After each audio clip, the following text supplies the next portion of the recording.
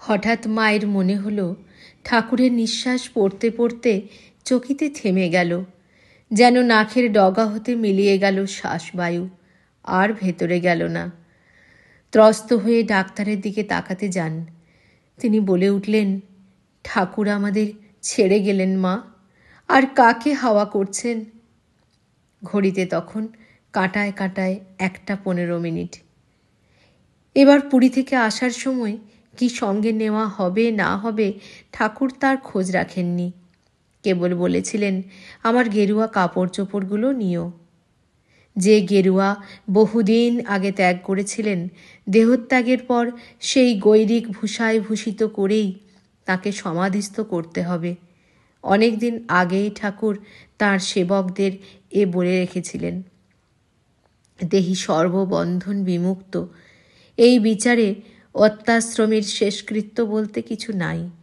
তবে দেহটা মাটির, তাই তার যৎসামান্য সৎকার হওয়া দরকার। বৈরাগ্যের প্রতীক অগ্নিবর্ণ, গৈরিক বুঝি সেই উপচার। তাই কি পরিব্রাজকের দেহ গেরুয়ায় ঢেকে সমাধি দেওয়ার বিধি? ঠাকুরকে তুলে বসানো হলো, এও তার নির্দেশ ছিল। মুখভাব স্বাভাবিক নয় তখন, কালো ছায়াও যেন পড়েছে একটু। সব মিলিয়ে দেখে গতপ্রাণ বলে মনে হয়। সরে যাই সেখান থেকে। কিন্তু ফটো তোলা হচ্ছে শুনে 2 ঘণ্টা পরে একবার সামনে গিয়ে অবাক লাগলো। ঠাকুরের মুখখানা আগের চেয়ে উজ্জ্বল দেখছি নাকি? তাকে তখন বাইরের বারান্দায় এনে সুখাসনে বসানো হয়েছে। গেরুয়া কাপড়, গেরুয়া জামা, পাকড়ি তখনও বাঁধা হয়নি, চুল ছড়ানো মুখের চারিদিকে। ভূপেনদা, জিতেনদা, অন্নদা ভাই আর ভুবনদা, এই 4 জন ঠাকুরের পাশে বসা, কয়েকজন দাঁড়িয়ে। এই অবস্থায় ফটোটা তোলা হলো। আরও 3 ঘণ্টা পরের কথা, কানুমামা এসেছেন টেলিগ্রাম পেয়ে। আরও কতজন আসছে যাচ্ছে। ছন্ন বুদ্ধির মতো আবার যাই বাবাকে দেখতে। এ কে? কাকে দেখছি? মরমরে গড়া মূর্তির মতো শুভ্র 6টা মসৃণ ললাটে, উজ্জ্বল গৌরোদ্যুতি দেহে। মা বলে ওঠেন, 6 বছর বয়সে ঠাকুরকে যখন প্রথম দেখি এমনি ছিল গায়ের রং।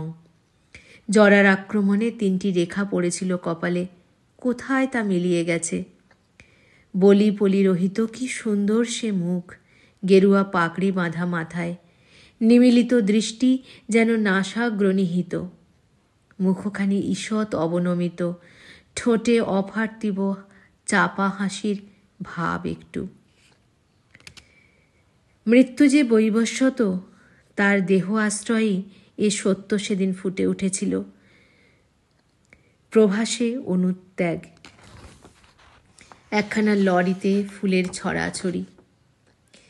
রাত্রি 9টার সময় তাকে হালিশহরে নিয়ে যাওয়ার উদ্যোগ করা হলো। এ জীবনের মতো শেষবার পায়ে হাত দিয়ে প্রণাম করলাম।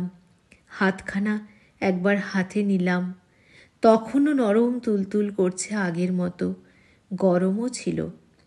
রাস্তায় নামিয়ে আনা মাত্র ভিড় জমে গেল চারিপাশে। বাবা কি মৌনী হয়েছেন, সমাধিস্থ? কেউ বিশ্বাস করতে চায় না শ্রী নিগমানন্দ বিদেহী।